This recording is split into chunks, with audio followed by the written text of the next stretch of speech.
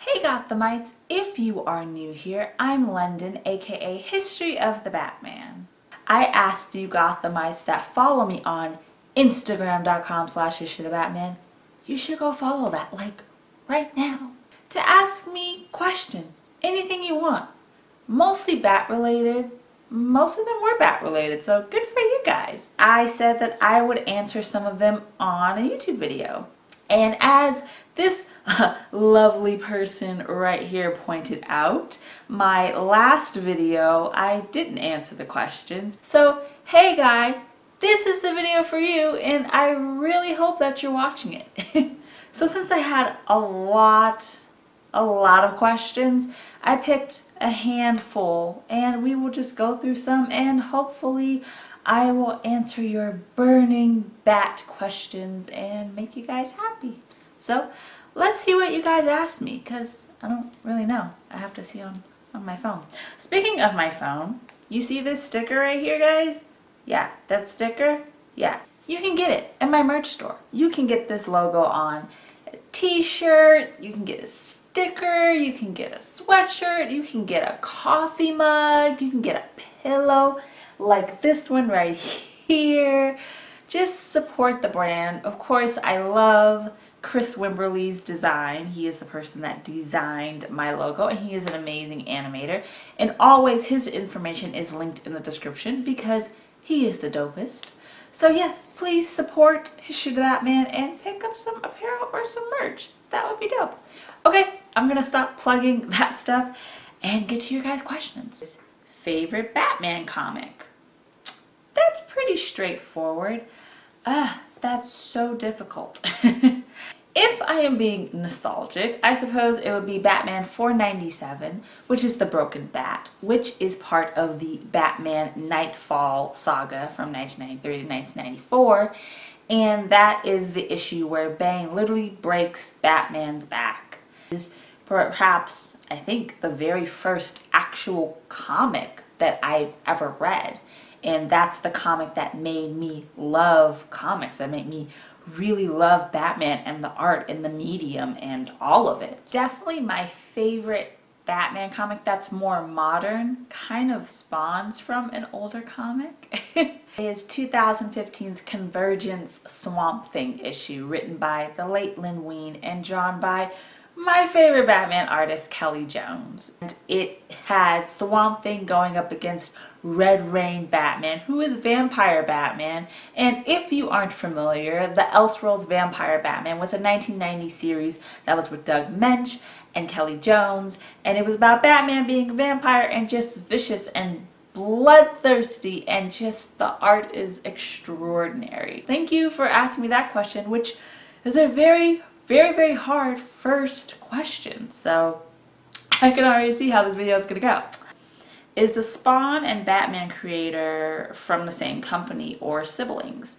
So what I'm getting from this question is if Spawn and Batman were created by the same person or part of the same company, or if they're related in that type of genre. And Spawn was created by Todd McFarlane in 1992, and it's part of Image Comics. And of course, Batman is part of DC Comics and was created by Bob Kane and Bill Finger in 1939. And there's actually an awesome Spawn Batman crossover series in the early 90s that you should definitely check out if you like both of those characters. And I always love intercompany crossovers because you can see Batman interacting with other characters that he kind of clashes with, but in the end they have to work together against whatever evil it is. So pick up that Spawn Batman crossover. But no, they're not part of the same company or related, but when they work together, it's a pretty sweet read. Besides the Scarecrow, did Batman ever show fear or was afraid of something or somebody? I think, and I know this isn't as concrete of an answer as maybe you would have liked, but I think that Batman is afraid a lot of times of his own failures in life or his own guilt. I think Batman is such a perfectionist in all aspects that any type of failure or discrepancy in his plan to be the vigilante, the protector of Gotham City, it messes with him. And I think that fears him more than maybe anything that the Scarecrow could throw at him, because him failing is perhaps what scares him the most. If you want a particular person, an example could be from Batman the Animated Series in the episode Nothing to Fear, which inadvertently has Scarecrow as his first appearance within that animated series, but it's okay. But when Scarecrow does put the fear toxin on him, he keeps imagining his father, telling him that he's a disappointment, that he's a failure. So I really think failure is a huge part of what Batman fears the most. Next question. Ooh, the Chump Cast. I just want to say really quick that the Chump Cast, they have a really awesome podcast. So if you aren't familiar, you should go check them out, because they're very supportive of History of the Batman and History of the Batman's podcast, which will eventually come back. But yeah, so you should go check them out. They're very nice and they're very supportive. And they asked, who has live acted your favorite portrayal of Batman? And it can't be a voice actor. Definitely Adam West. Without a doubt. He was the first Batman I was ever introduced to. I first watched the reruns of the Batman 66 series. But even with all of the different Batman that have graced the big screen, Adam West has always been, I think, the purest form of what Batman was created to be, what he was, and especially within that era. And I think that all of the Batman that we love, whether you love Michael Keaton or Christian Bale or currently Ben Affleck or even Kevin Conroy or any, whether it's live action, animation, all of it, it all started because Adam West brought Batman into the pop culture spotlight and made him such a huge character that we can have all these different versions of Batman, that we can have all these different live action versions of Batman. So Adam West is still and probably forever will be my favorite live action Batman. Did anyone introduce you to comics, or did you just naturally read them? I naturally read comics. I watched the Adam West TV series. I really enjoyed it. And then I discovered Batman the Animated Series, and the episode Bane was one that I absolutely loved. I loved the character and I wanted to learn more about the character. And as I read a little bit more about him, I learned that there was this series called Batman Nightfall where he is the center and he actually defeats Batman. And for someone who watched the Adam West show and know that he can solve anything with whatever is in his utility belt, the fact that he actually failed fascinated me. And so Nightfall was the first comic book series that I read, and ever since then I fell in love with comics and wanted to read more about Batman, and then it spawned to other characters and other companies. And so I guess I naturally discovered comics, and now I am just in love with them. Yeah.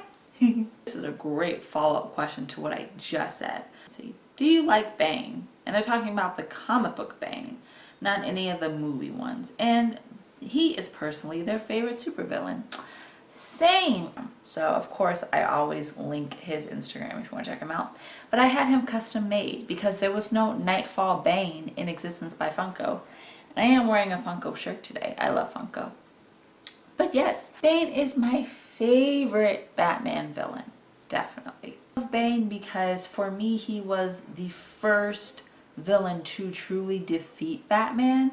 And the fact that Batman came back and was triumphant again, took back the mantle, became Batman once again, that just made me love the character even more. That even though he failed miserably and horribly and was broken so much, but he rose back up even after being so broken, was so inspiring to me, and I wanted to learn more about the character. And I think that's one of the reasons why I love Batman so much, and it kind of has to do because of Bane. So yes, Bane is actually my favorite Batman villain.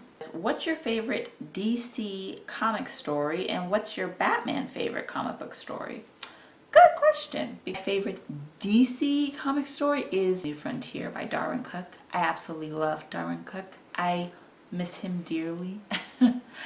And I love, of course, his art. I love his writing. I love the era. I love the bridging between the golden and the silver age of comics. I love the historical context of it. I am, this is, I don't know, I never really talked about this, but I am obsessed with JFK, that era. So the fact that that all kind of ties in together. New Frontier is one of my absolute favorites. I read it so many times, even though it's like this thick. Favorite Batman-centric story would have to be Tony S. Daniels' Batman Battle for the Cowl. What's funny enough that Bruce isn't involved because this is when Bruce apparently dies by Darkseid in Final Crisis, and so the Batman family literally fights to see who becomes the next Batman. And even though the core issues are about 3 issues long, there's all these tie-ins. It is a great Batman family story, and I think it is savage the way they go at it. And I love that in the end that Dick Grayson becomes Batman, because I personally think he is the best Batman besides Bruce Wayne being Batman. So yeah, Batman Battle for the Cowl. I absolutely love it. Ooh, this is a fun one. Wait, let me get situated for this. Let's see. Who is the most tragic Batman character whose life, besides Batman's, has played out like a Shakespeare tragedy of suffering, struggle, and outrageous misfortune? You know, I think the real question is, what Batman character doesn't this apply to? I would have to say Jason Todd. He became a second Robin, and then he wasn't popular amongst readers. He was voted to get killed by the Joker in the late 80s, and then he was gone for over a decade. Then comes back and is resurrected, and it's this whole, especially read Batman Annual number 25 if you haven't. And by the way, Jock's cover, which I believe I'll put here, is so stunning, and it pays homage to Jim Apparel's panel from A Death in the Family, which I'll put here, I'm pretty sure. But him coming back from the grave, and then Talia finding him, and then Ra's al Ghul coming and putting him in the Lazarus pit, which literally scrambles his brains and makes him insane, and then he becomes the new Red Hood, and he has this vengeance against Batman because Batman didn't seek out and kill the Joker who killed him, and since Jason Todd sees that Batman is pretty much his father, why wouldn't his father avenge his death? And he has this just hurt and just vengeful soul for literally the rest of his existence in the DC universe, and he becomes this black sheep anti-hero persona within the Batman family. And I feel like that's a lot. This could apply to all Batman family characters, I would say. So, trick question. No, I'm just kidding. I would say Jason Todd, though. Good question, like really good question. Is there some comic book telling Bruce Wayne's years of training before being Batman? Oh, there's a really good one. It is 1989's The Man Who Falls, and it is by Dennis O'Neil and Dick Giordano, and that tells Bruce's early life when he travels abroad. Like literally, that's what it focuses on. It focuses on Bruce training to become Batman, going up in the mountains, fighting, all of that before he comes back to Gotham and becomes Batman. So if you want to see a look of Bruce's life before being Batman, The Man Who Falls is the one for you. Oops, phone call. I don't know that number. I hate that. If I don't know a number, I'm just not gonna pick it up. You know, you can leave a voicemail, or if for some reason my voicemail box is full, which is always, you got my email, you know, if it's not important. I don't know. Anyway, and fun fact, The Man Who Falls was a heavy influence for Christopher Nolan's 2005 film Batman Begins. So if you are a Nolanite and you enjoy Batman Begins, The Man Who Falls, all of that, you should thank Denny O'Neil, because that's where Nolan got that from. So read The Man Who Falls, 1989, Denny O'Neil. Fantastic read. Besides the Joker, if you felt Batman genuinely had to kill because he had no other choice, who would it be and why? Yeesh. Isn't that a loaded question? I mean, if he had to kill somebody, I would say Ra's al Ghul. And I know that he's Damien's grandfather and he's, Talia's father. I get it. But I think in a lot of different story arcs, he always tries to wipe out half, if not most, of the planet. He's an eco-terrorist and he wants to always try to restart the population and make it anew and make it better. And anyone that kind of has those type of goals, I think should probably be eradicated to some extent. Do you bleed? And I'm putting both of the people who asked these exact same things.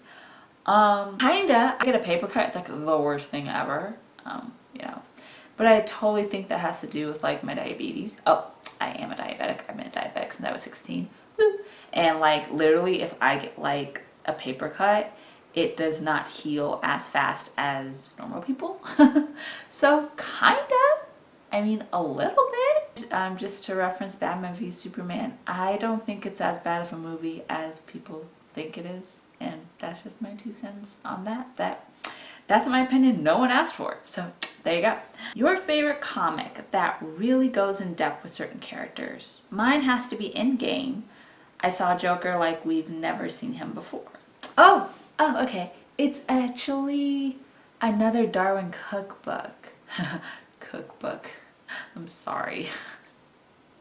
It's pun for the whole family. It's Batman Ego. That is an extraordinary look between Bruce literally talking with Batman. It's like they are talking as if they're 2 people and they literally discuss why he is Batman. What is he accomplishing? Is his role as vigilante in Gotham actually doing anything? Is he stopping crime? Is any of this worth it? And it is a seriously beautiful, in-depth look at Bruce and Batman as if they're 2 different people. And I think Darwin Cook wrote that beautifully. I'm going to answer a few more questions because I answered, a lot. Even though I feel bad because there are a lot that I haven't answered. Like, I think in total I got like 100 questions between the posts and the Instagram stories and emails. So I'm sorry if I didn't get to your questions. And if you guys liked this video, I will do another one. I like this one. Who do you think is the most difficult villain? A difficult challenge, both mental and physical. I would say Two-Face. I think Batman, every time he comes across Two-Face or has to face him, he tries so hard, I think more than any other character, to try to rehabilitate him. I think mentally he feels that before Harvey Dent became Two-Face, became this villain, he was his friend, he bonded with him, he knew him as Harvey Dent, the DA, the good guy. And the fact that he turned into this quote-unquote monster of sorts, and he can see the struggle that Two-Face has between doing good and doing evil. Batman really feels that he can bring him back to the Harvey Dent, to the person that he knew. And I know that doesn't really fall into the physical aspect, but I guess I would place the physical aspect with the actual scarring of his face. I feel that that is partially deals with the mental, because seeing him physically scarred, knowing that his pain that he feels on the inside literally protrudes on the outside, his physical self, they both go hand in hand. So I definitely think Two-Face is one of his biggest challenges. I kind of already answered this. Who would finally take the mantle of Batman if Bruce Wayne were to retire? Dick Grayson. Like, done. I thoroughly enjoyed Dick Grayson as Batman in both his short run in Batman Prodigal and his Batman and Robin run with Grant Morrison, when he went in even into kind of before the New 52. I loved Dick as Batman because he's not Bruce's Batman.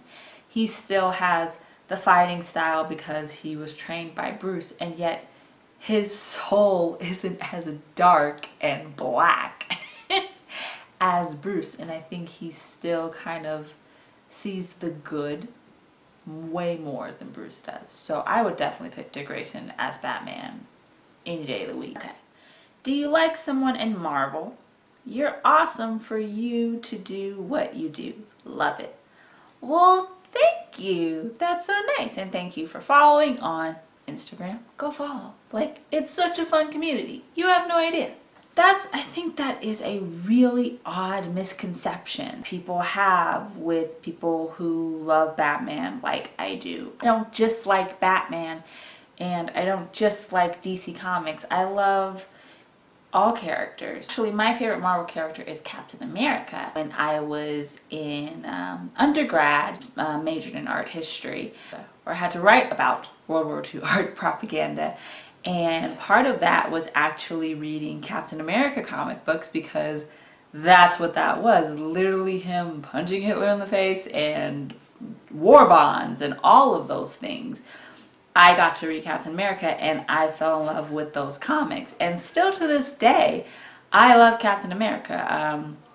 Wade's series on Captain America just ended and it was fantastic. Of course, Batman is always my favorite and forever will be my favorite. And I can never get enough of talking about Batman. But I love other characters too. So yes, I do love Marvel. And I am so excited for Avengers Infinity War. You don't know. And also, I saw Black Panther 3 times and I wish I saw it a 4th time. I might go see it right before I go see Infinity War. So I'm just saying, yes, I love Marvel. I love all different types of comics and characters. I'm a die-hard Batman fan. Me too, same. And I have my reasons to loving the character. What is your reason why you love the character so much? That is a good question. For me personally, I love Bruce Wayne's humanity. And I say Bruce Wayne because I feel that Bruce Wayne is a huge part of what makes Batman. Because you can look at Batman and what he does and how he fights and his agenda. And then you look at Bruce Wayne and the internal struggles that he has just trying to be Batman. And then his own personal life dealing with his romantic relationships or his family like Dick and Alfred and Damian and Babs and Commissioner Gordon and those people that are involved in his personal life. And he has to deal with a lot of human things that I relate to. And I think any character that I can relate to so much, that's enough reason for me to love them. He overcame something so tragic and so difficult in many different ways. Not just the death of his parents, but on all of the stories like Batman Nightfall and things of that nature. And he comes back stronger and harder and better than ever. And for me, I always try to improve myself. He is a character that I believe that if he can improve and make himself better every day, I can too. This one I kind of already answered, but I'll answer the second question, which is, what are your thoughts on the DCEU?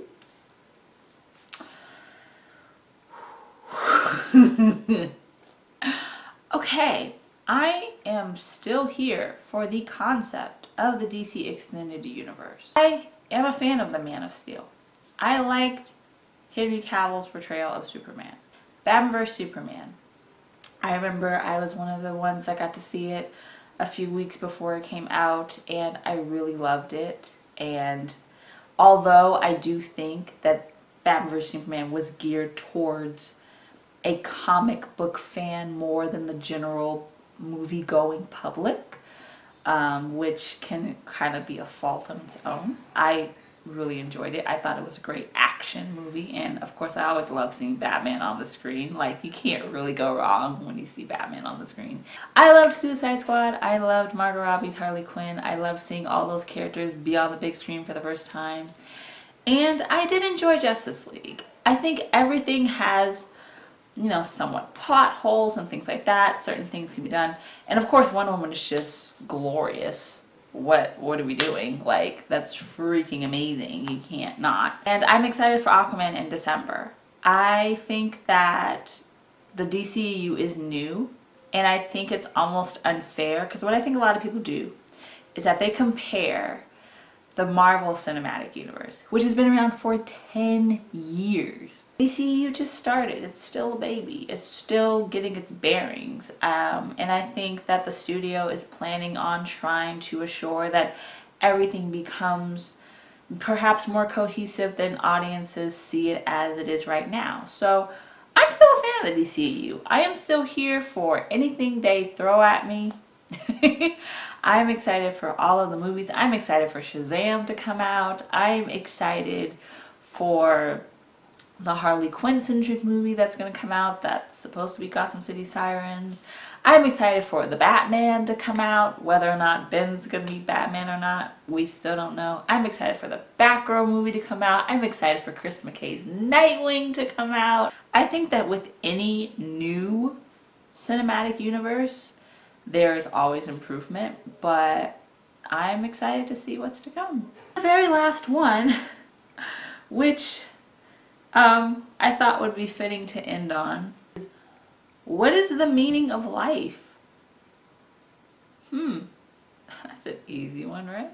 To me, of course, I can always give my usual, it's all about peace, love, and Batman. Because it is. The meaning of life is to be happy. If you're doing something that literally brings you joy, that eases your stress, that makes you laugh, that brings you love, that brings you light, that makes you a better person, and it's not harming other people for you to be able to shine in that sense, that's what life is about. I know there's so many bad things that happen in the world, bad things that happen to maybe you personally that you're going through, because I go through personal things all the time.